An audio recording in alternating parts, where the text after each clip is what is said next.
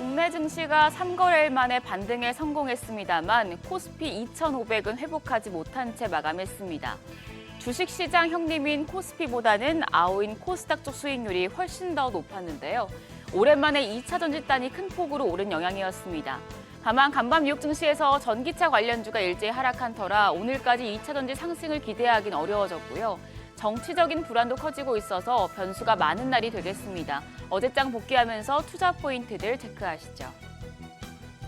코스피가 0.31% 올라 2,500선 턱 밑에서 마무리됐고 코스닥은 1.4% 가까이 올랐습니다. 양시장에서 1,500개가 넘는 종목이 상승하며 시장 전반적으로 온기가 돌았습니다. 앞서 미국 국채금리가 급등하고 달러 인덱스도 오르는 등 매크로 하방 압력이 강하게 나타났지만 트럼프 경제팀의 점진적인 관세 인상 가능성에 대한 보도가 안도 요인으로 작용했습니다.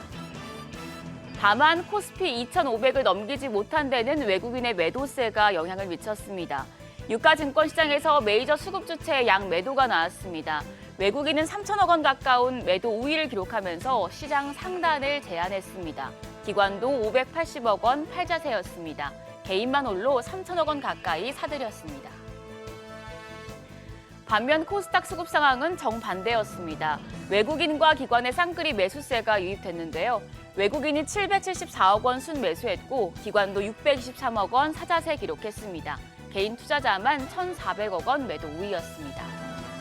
시가총액 상위 종목을 보면 유가증권 시장은 2차 전지와 바이오 대형주의 상승세가 눈에 띕니다. LG 에너지솔루션 3% 넘게 올랐습니다. 테슬라의 차량 판매량 호조에 따른 것으로 풀이가 되고요. 삼성 바이오로직스 2조 원 규모의 초대형 수주 소식에 1%대 강세 기록했습니다. 그 밖에 현대차와 기아, 셀트리온 등도 강세였습니다. 반면 삼성전자를 비롯해서 KB금융과 네이버 등은 조정을 받았습니다. 코스피보다는 코스닥 시총 상위 종목들 상승세가 더 컸습니다. 2차 전지와 제약 바이오 로봇주까지 일제히 강세를 기록했는데요. 에코프로비엠이 8% 가까이, 그리고 에코프로가 6% 가까이, 엔캠까지 4% 오르면서 가장 높은 수익률을 기록했고요. 시총 1위 알테오젠을 비롯해서 HLB와 리가캠바이오, 삼천당 제약 등 제약 바이오주도 JP모건 헬스케어 컨퍼런스 영향으로 상승했습니다. 더불어서 시총 5위 레인보우 로보틱스 4%대 상승세 시현했는데 삼성전자가 회사와 기업 결합을 위해서 공정거래위원회에 심사를 요청했다는 소식이 호재로 작용했습니다.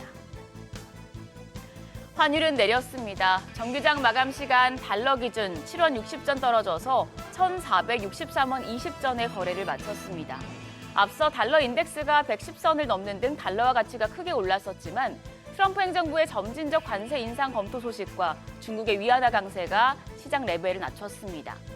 이후에 야간 거래에서 환율은 1,450원대까지 떨어지는가 싶더니 소비자 물가지수 발표를 앞둔 경계감의 막판 반등 흐름이 나타났습니다. 다만 오늘 새벽 6시 기준 역외 환율은 1,450원 20전을 기록했는데요.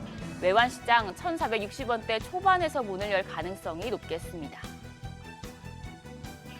어제 국내 증시 외국인의 영향력을 다시 한번 확인할 수 있었습니다. 코스피 오후 들어 반등하긴 했지만 외국인 수급이 부재했기 때문에 2,500을 회복하진 못했죠. 하나증권은 외국인 수급과 관련된 퀀트 보고서를 내놨는데요. 외국인의 바이코리아를 기다리며 어떤 전략을 취해야 하는지 참고하시죠. 하나증권은 외국인 수급 전환에는 시간이 필요하다며 두 가지 전략을 제시했습니다. 우선 외국인 수급이 종목군으로 대응하는 전략입니다.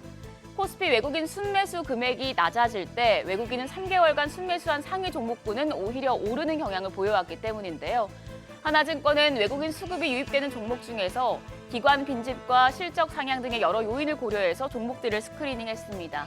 현대로템과 파마리서치, 효성중공업 등이 여기에 해당하는데요. 체크하시고요. 더불어서 미국 매출 비중이 높은 미국 관련주도 눈여겨보라고 조언했습니다. 경험적으로 미국의 GDP 성장률과 한국의 미국 매출 비중 상위 종목과의 성과는 같이 가기 때문입니다. 작년 미국향 매출액 비중이 높은 종목으로는 SK바이오팜과 SK하이닉스, 기아, 현대차, HMM 순인데요. 이 부분까지 체크하시죠. 그럼 오늘 개장 준비하겠습니다. 오늘 밤에 미국의 기준금리 결정에 중요한 CPI, 소비자 물가지수가 발표됩니다. 이를 앞두고 경계감이 커질 수 있겠는데요. 우리나라에서는 가상자산위원회가 법인계좌 허용 관련 논의에 들어가고 LG디스플레이가 실적을 발표합니다. 한편 윤석열 대통령에 대한 2차 체포영장 집행을 두고 한남동 대통령 관저에서 공수처와 경찰, 경호처가 대치하고 있어 정치적인 불확실성이 높아질 수 있겠습니다. 한편 어제 시간의 거래에서는 HLB와 자율주행 관련주가 강했습니다. HLB의 간암 신약 허가를 위한 미국 식품의약국 FDA의 마지막 관문인 제조 및 품질 관리 실사가 완료됐다는 소식이 때문이었는데요. HLB 그룹주 전반적으로 들썩이는 모습이었습니다.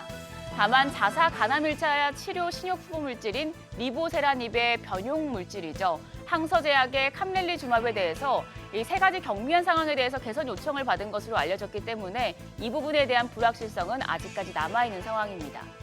또 자율주행 관련주의 경우 트럼프 대통령 당선인이 취임하면 관련 규제가 완화될 것이란 전망에 강한 모습 보여줬는데요. 오늘까지 이런 흐름 이어갈지 지켜보셔야겠습니다. 시장 큰 악재는 없지만 CPI에 대한 경계감, 또 정치적인 불확실성 확대 등으로 고려해야 할 요인이 많아졌습니다. 장중에 외국인 수급과 환율 면밀히 살피면서 시장 대응하시죠. 지금까지 어제장 오늘장이었습니다.